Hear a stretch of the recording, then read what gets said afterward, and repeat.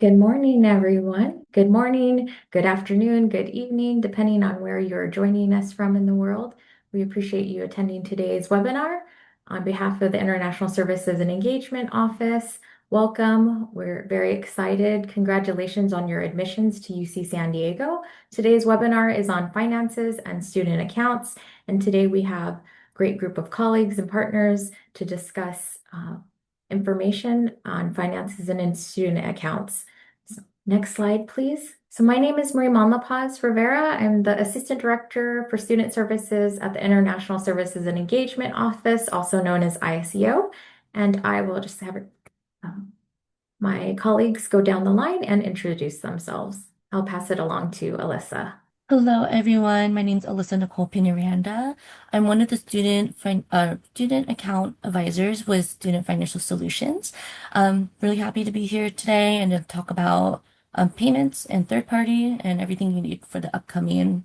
Graduated from UCSC with a bachelor's in cognitive science, and I'm also a student accounts advisor.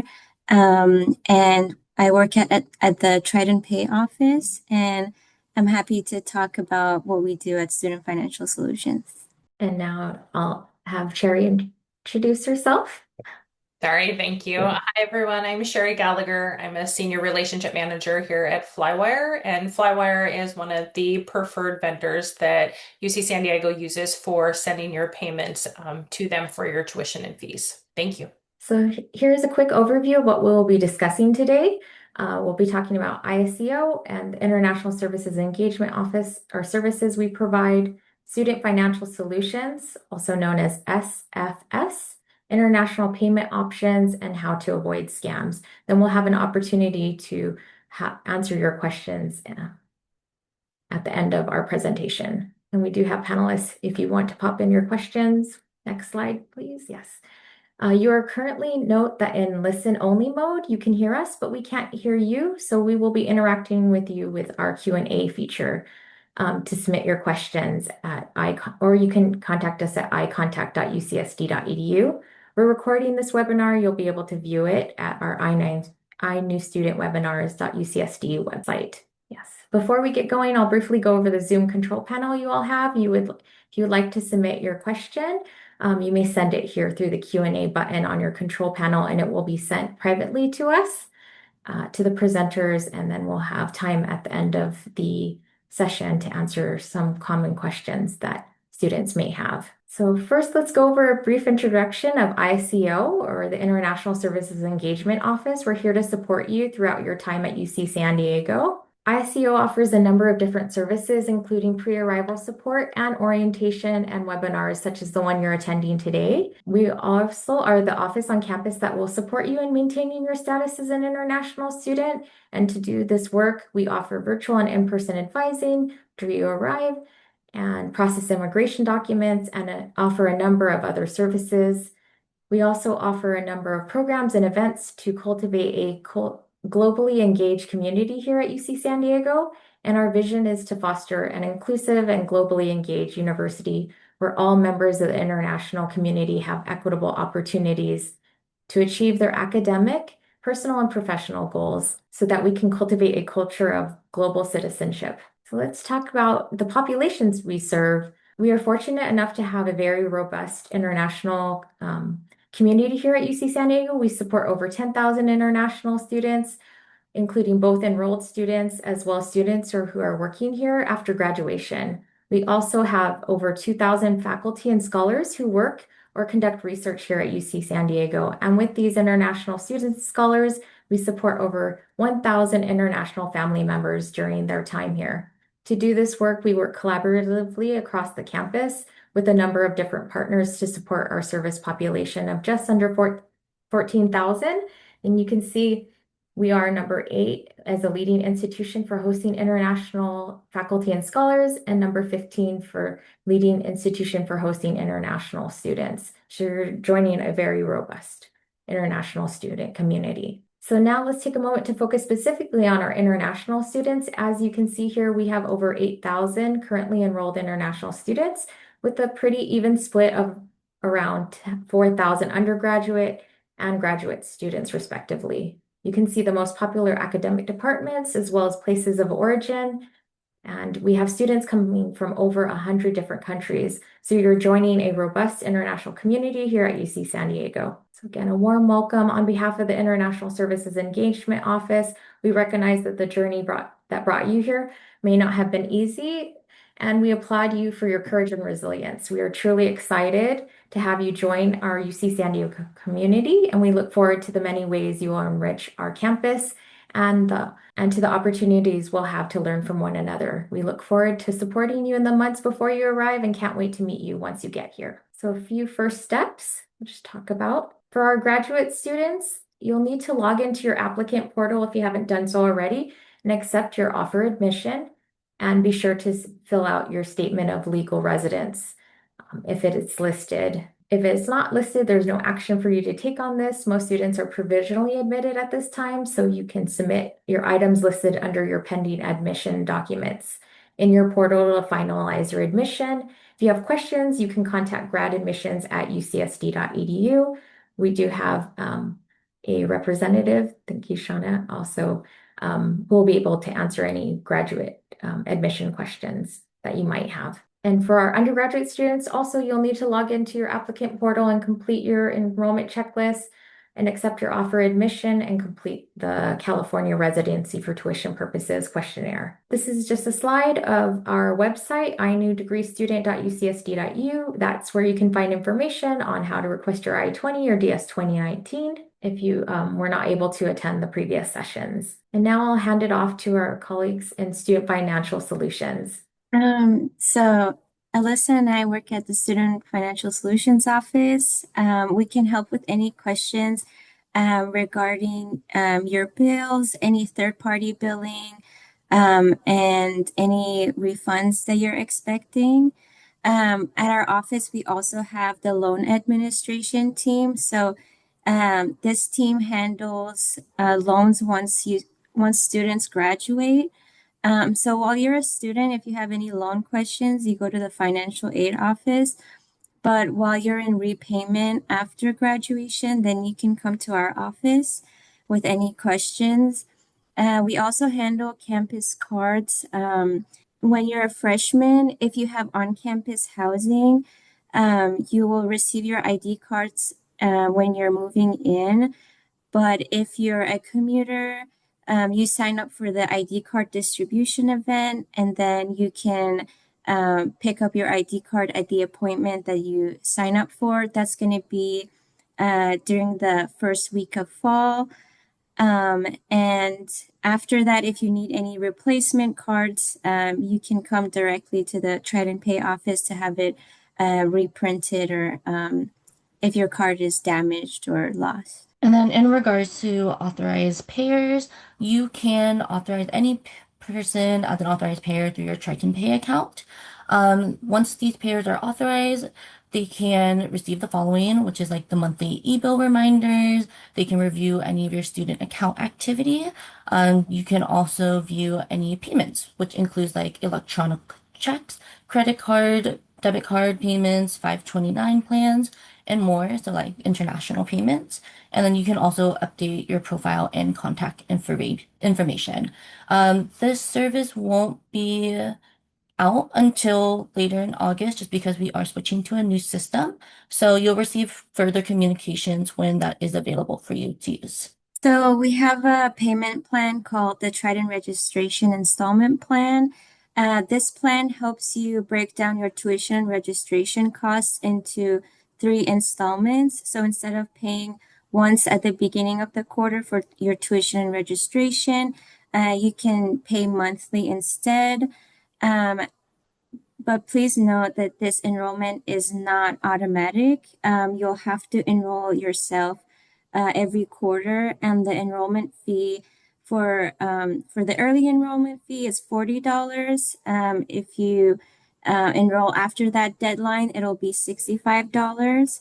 And as I said, it includes tuition and registration tuition and registration charges, and then also the student health insurance charge if you don't waive that charge. It will not include housing, student health services fees. So if you go to the student health services, if there are any fees that they put on your account, that wouldn't be part of trip. And any miscellaneous fees like books, parking, etc. If you want to break down your housing payments into monthly payments, you won't be able to do that with Trip, but you can go on your housing portal and change your housing contract to monthly instead of. With our primary payment options, as I mentioned before, we do offer that e-check. We do recommend that. You do have to have a US bank account in order to use this option, but it's great because it's only a 50 cents service fee. While if you use a credit or debit card, the service fee does increase to 2.75%. But both of these options do allow payments to post immediately or within 24 hours of making a payment. In regards to international payments, we do offer three different avenues. We use TransferMate, Convera, and Flywire. These three options are all going to be within Triton Pay itself, so you will be able to use it when you log in to your Triton Pay. Please note that any international payments do take about 5 to 7 business days, so that's really important, especially when it comes to any billing due dates or the drop deadline. You want to make sure that payment is posted to your account before either one of those dates to avoid having a rocky start of your quarter. Another big thing is that we do not accept any direct wire transfers. It gets lost in our system. We won't be able to find it, especially during our peak periods. So please do not send any direct wire transfers. We also do offer 529 plans. So that one can also be used as or within Triton Pay itself, and it is going to be a $10 service fee for each payment. As Alyssa mentioned, we have TransferMate, Flywire, and Convera as international payment options. But if you have any more questions about international payment options, you can visit our website. In addition to more payment options, we do offer you to pay in person. You can pay in cash or you can pay in check using a personal cashier's or traveler's check. You can also mail it to us too. So any money orders, personal check, cashier's check, traveler's check.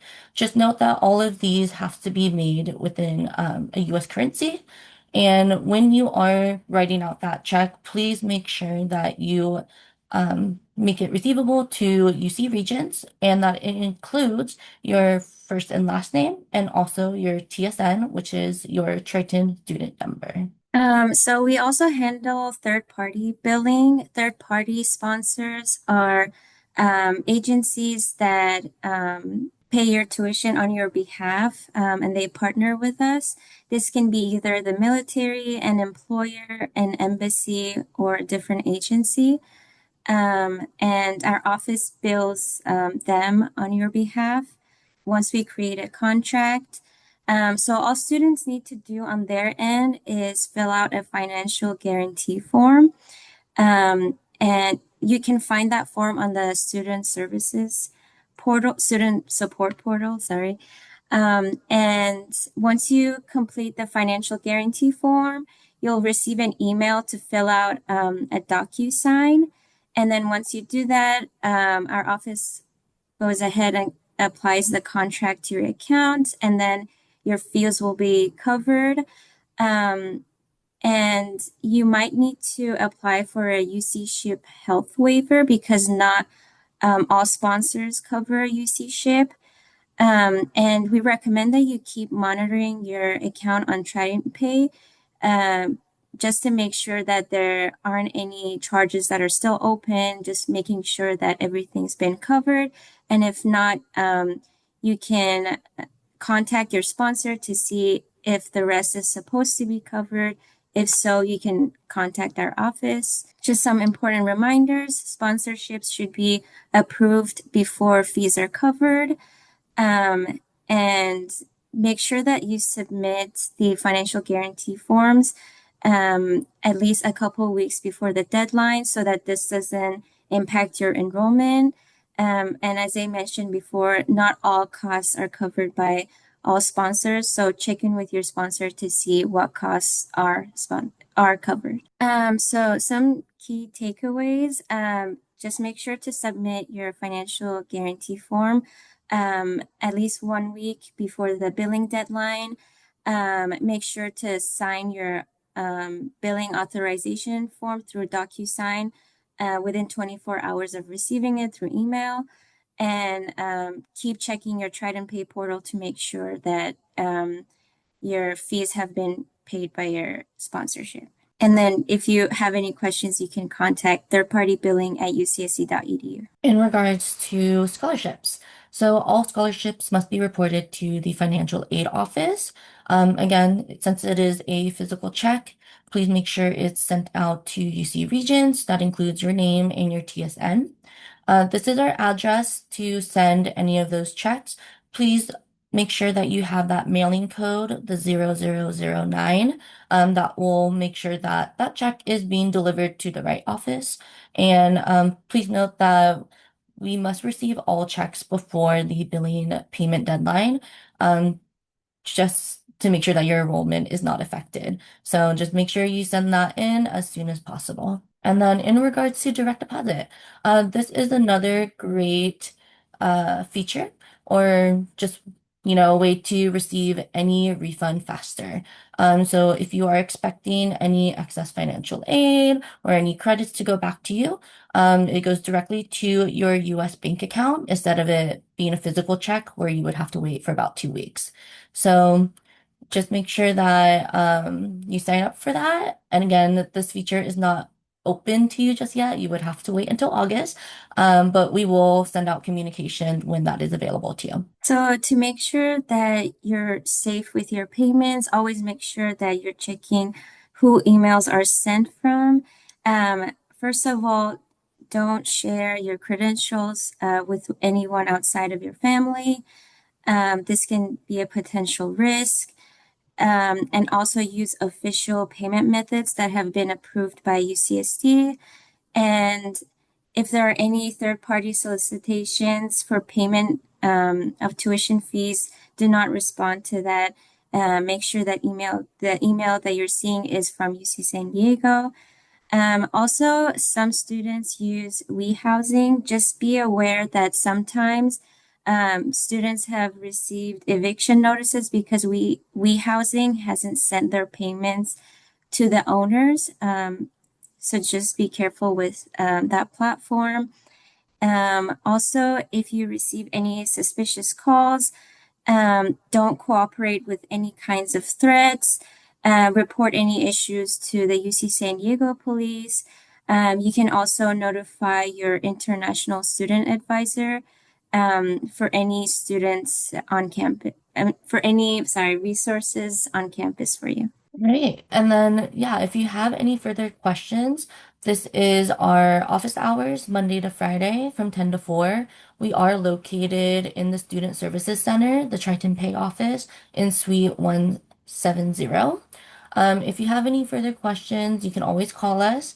It's going to be, our lines are open the same times, 10 to 4. And if you have any further questions, you could also send us a support ticket. You won't be able to do that until you get your credentials later on. But once you do have that and you have further questions, you can go ahead and send us a ticket. And of course, for any big updates, feel free to follow us on Instagram.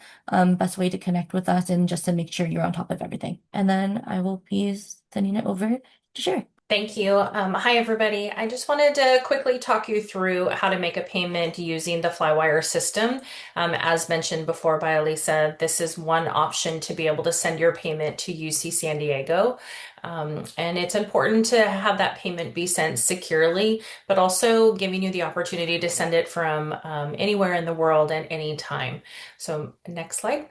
So this just kind of highlights some of the eases of the payment and what you have flexibility to. So paying from your home country in your home currency is typically usually the least expensive way. So you're going to see that as one of the options when you go into Flywire to make your payment.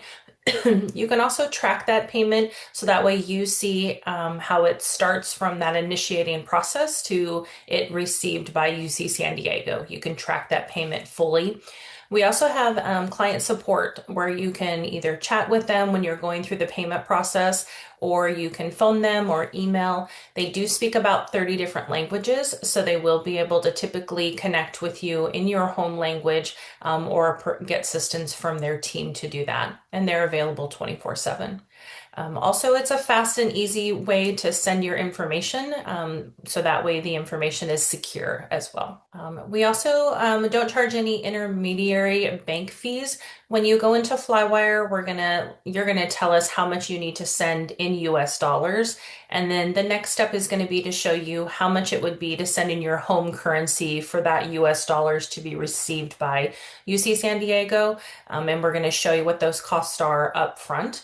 We do have competitive rates. We also offer a best price guarantee. If you are able to get within the first couple of hours a better price from a different platform, then you're able to have that payment adjusted. And then, as I mentioned, it's a very secure process where you're sending those funds.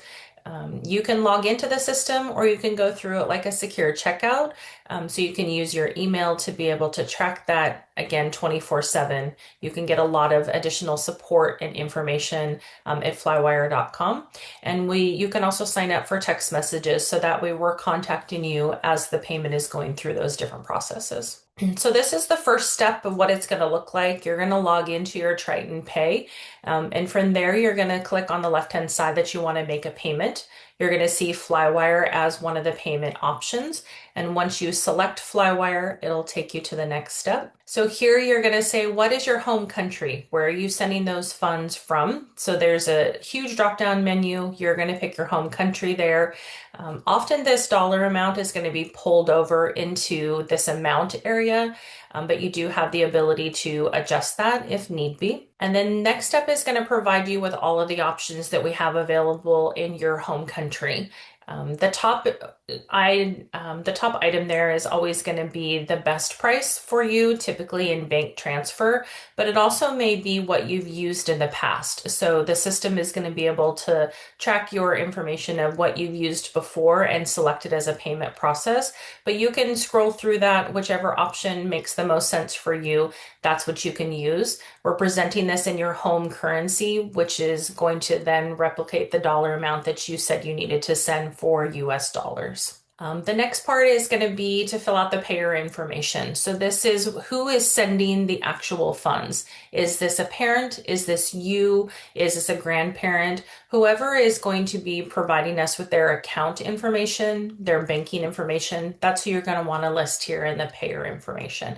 And then you click on to the next step. So step 5, this is going to be your student information here. A lot of this will be pre-populated since you're logging in through Triton Pay, but you'll want to just verify that everything has been selected appropriately and that all of your information is correct before moving on to the next step. This step 6 is going to show everything that you've since selected from the beginning of this initiating process. So it's going to show you what you picked for your country, how much you're paying, that payer information, your student contact information. If you need to change anything or you notice that, you know what, actually I want to pay in a different way, you can always go and use the back button that you'll see on the screen to make any adjustments before you move on to the next step. The next step here is that if you did choose that you were going to be sending bank transfer, it's going to provide you with that information. You can download a receipt by coming back to this site once the payment has been completely processed, and you'll also get additional instructions of what your next steps are going to be. And at the top, it's going to show you for sending those US dollars, what's the time frame that we're locking in that exchange rate for you. And it's going to let you know that you need to complete this process within that time frame, typically within 72 hours. If you chose that you wanted to pay with a debit or credit card instead of a bank transfer, this would be the screen that you would see instead of the one just prior to this. And you would need to enter your banking information from your credit card or your debit card immediately to complete that transaction in full. You can also track this information. Again, you can get a lot of contact information and support from flywire.com, or you can log back into the system to track that information or receive those text messages that I mentioned before. You can also get a lot of information from the flywire.com help, or you can reach out to support at flywire.com. If at any time you have questions or there's been concerns about how quickly this process is moving and you want to check in with it, you can reach out to the support system directly. And that's the last step for me. So I appreciate your time. And any questions, definitely reach out to support.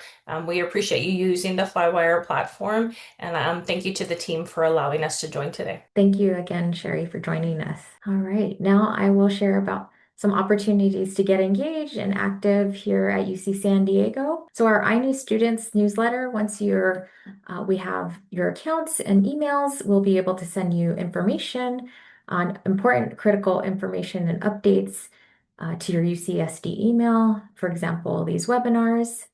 So stay tuned and be on the lookout for these newsletters. Our Surf Check guide was created for students by students, covering the most frequently asked questions you might have. This guide covers topics like housing, arranging transportation from the airport into campus, and setting up a phone account or bank account, and so much more. So you'll want to check out our Surf Check guide at isco.ucsd.edu programs. This is for our undergraduate students. It's our Global Ambassadors GAP program. It's a summer-long peer mentoring program designed to assist our incoming international undergraduate students in acclimating to a new environment and making a smooth transition into university life at UC San Diego.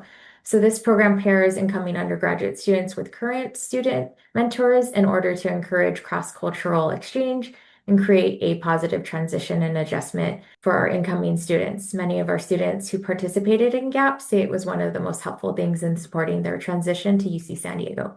So you can go to the link provided. And our Grad Pals program is for our graduate students to be matched with a mentor, typically in your department.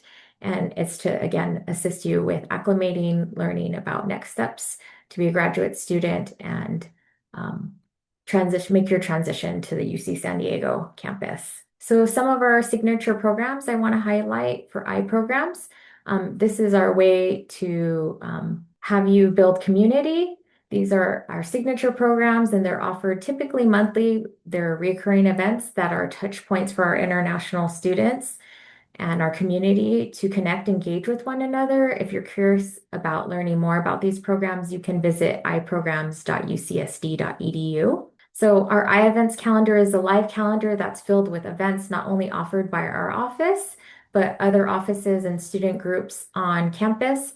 These events either target an international audience or have a global engagement theme. Many students bookmark ievents.ucsd.edu to see what they might want to do this upcoming week or the weekend. So if you're curious about what life looks like as an international student at UC San Diego, you can follow us on Instagram here, where we offer snapshots into the daily life of our students. So we'll go over some additional resources and things to keep in mind as we close today. Now, once you have access, you'll be able to request your I-20 or DS 2019. About mid-April, you may be able to apply for on-campus housing. For our undergraduate students, you do need to submit your intent to register and set up your Active Directory, and then you'll receive an email from housing contracts at ucsd.edu.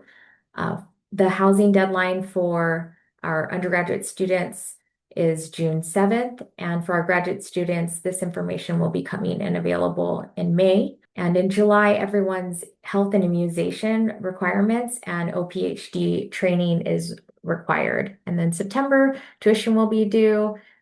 Lots going on, move in, check in, and our new international student orientation will be able to welcome you, and very excited to have you join us pretty soon.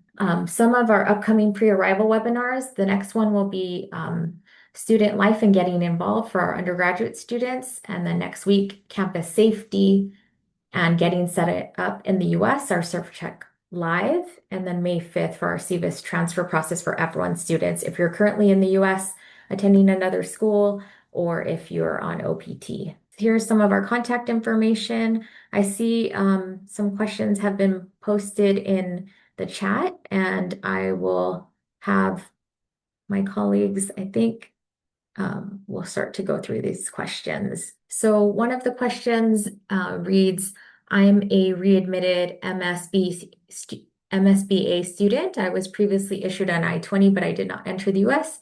I wanted to confirm whether I will receive an I-20 with a new CVIS ID or if my previous CVIS record can still be used. I recommend that you contact us at icontact.ucsd.edu and submit a question so that we can look at your specific record if we're able to defer the previous CVIS record, if we'll have to create a new I-20 and CVIS ID. Hello, everyone. My name is Shauna Slabiota, and I'm here today from Graduate Education and Postdoctoral Affairs. I know some of you are graduate students and have some questions about the admissions process or UCSD emails. And so I wanted to jump in. Thanks, Marie, for letting me just kind of take over. There is a question here from a graduate student in the Q&A. And this individual accepted their admission, but they haven't received UCSD credentials. So I just want to tell everybody that that is completely normal. It is what is happening right now. The campus is changing out. They have a big student information system project that we're going through right now. And so for incoming Fall 26 graduate students, at least, you will not receive your UCSD email or your login until the end of April. So everybody is in the same position. Nobody is behind on this. It's happening to everyone. I do recognize that maybe puts some folks planning kind of behind a little bit. We really appreciate your patience. This is all just part of kind of this transition that we're going through right now. So totally normal. Please don't freak out. This individual does ask how this about knowing this information to begin the visa application process. So, Marie, I'm hoping you can talk to that, but I would imagine it should not affect someone's ability to apply for a visa. Is that correct? For our graduate students, you'll be invited from our compliance team with a temporary ID to access our system. For our undergraduate students, hopefully you'll be getting the information shortly in the next week or so, and then to be able to access iServices. So again, we thank everyone for your patience as we're transitioning with our Triton student system. But you'll be able to once you have your account set up. Again, the next question is my Active Directory was created on Monday. It has been a couple days, and maybe Triton Admit portal still has not been updated for your checklist. Again, hopefully in the next week or so, you'll be able to proceed and be able to complete the next steps of your checklist. The next question is, when can I expect an email from ICO to start my I-20 process? It's been like 4 days. Website says 72 hours. And all of this has to do with access as we're navigating the new system and you're getting your emails account set up. And then once you have that information, you'll be able to proceed and start requesting your I-20. There's another question. Hi, I wanted to know what the initial arrival date in the US for master's international students. The I-20 states earliest admission date as August 22nd, 2026, and the program start is September 21st. This knowledge will help me in planning my flights and tickets. Can I arrive before the 22nd of August? Depending on when your program starts, some students are starting earlier because they have departments or programs that have early summer starts. The earliest an international student can enter the US is 30 days prior to your I-20 program start date. So if your I-20 states September 21st, you should look at the earliest admission date. And keep in mind, you can't enter earlier. I know students are trying to book flights. We recommend, again, you schedule flights that have flexible options because you need to have your I-20 and your visa before you enter the US.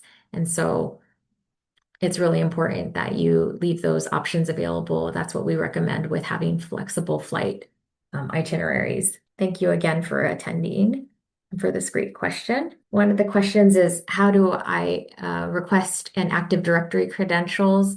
Again, you'll be able to do that once you have your information set up with the Triton student system and your number, and then you'll be able to access iServices. Shauna, I know there's a question that you're responding to Yeah, I can definitely do that. out loud, just because I think a really great question for our graduate students. I agree with you. I was typing, but I definitely think it makes a lot of sense to share with the group.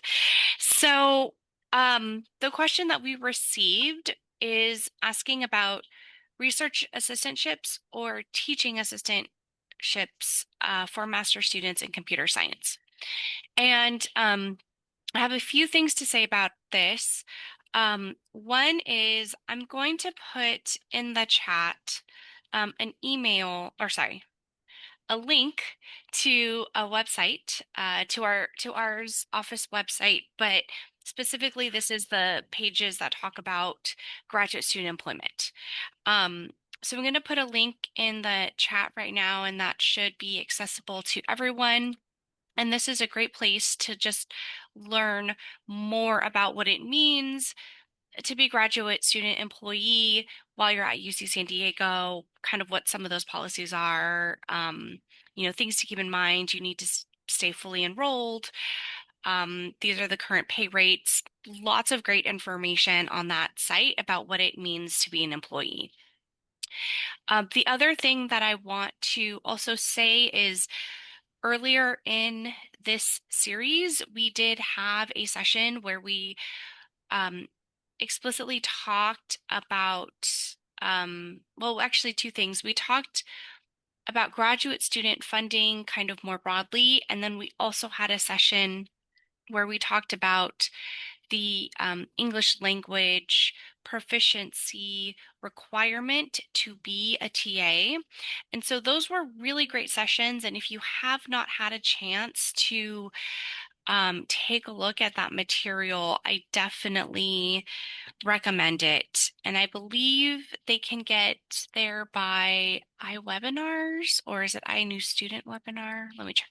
It's iNews Student Webinars Perfect. at news.ucsd.edu. Thank you. Awesome. Um, so yeah, again, if you've not had a chance to take a look at those recordings, I highly recommend it because we go into more information about it than I will be able to go into today. Another question that we received is, when will graduate students need to arrive to campus? Is it September 21st or August 22nd? Depends on when your program starts for your graduate program. Make sure that you check the orientations, or if they have an early start in summer events, to check what that is on your official offer to make sure they match, and just make sure that you're able to attend. Again, students can arrive up to 30 days prior to the I-20 program start date. Great question. Thank you. One of the questions is regarding, again, the arrival start date. Some of their peers may have a different course at UC San Diego and are planning to arrive earlier, August 15th, since your program starts earlier. Is there a way to prepone the arrival start date on the I-20, or is this not possible? Again, it depends on your actual department's program start. If they have events, the academic year does start on September 21st. That's when the fall quarter begins. It depends on your department. And then we would look at if you have an earlier start, if the date needs to be amended. But again, the 30-day entry rule is key for all of our students to look at your I-20. Let's receive it. Can I just add one thing, Marie? Mhm. In terms of kind of narrowing down when someone is arriving at UC San Diego, keep in mind also the housing timeline. If you are living on campus, you will put a date that you want to start living on campus in your application. And so the housing staff might reach out to you and they may say, we have a unit for you and it's ready for move-in on this day. So just another thing to think about. And also if you're planning to live off campus, when that housing will be available is another factor. So just something else to keep in mind as you're kind of narrowing down what that potential window would look like for you. And I know it's different on the undergraduate side as far as move-in dates. I just want to be clear, I'm talking specifically about the graduate experience. For those of you who are graduate students, I'm also going to put a link in the chat to the admitted students section of our website. And I encourage you to just scroll through, take a look at what some of the pieces are. What are some of these actions that you'll need to take and at what time as a new student as you are getting ready to join UC San Diego.